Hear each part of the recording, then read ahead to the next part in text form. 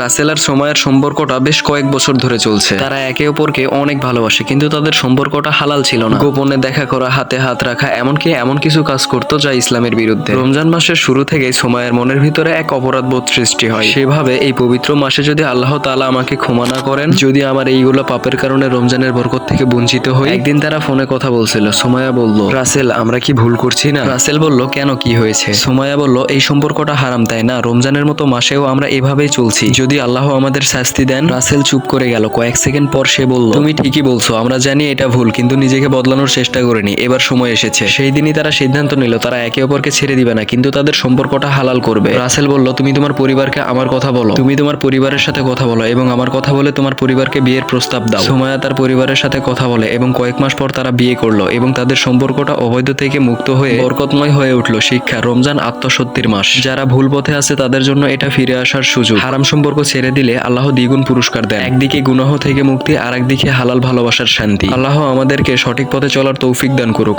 Amin. Thanks for watching this videos. আমাদের Islamic ভিডিওগুলো আপনাদের কাছে কেমন লাগে অবশ্যই কমেন্ট করে জানাইতে ভুলবেন না। ধন্যবাদ সবাইকে।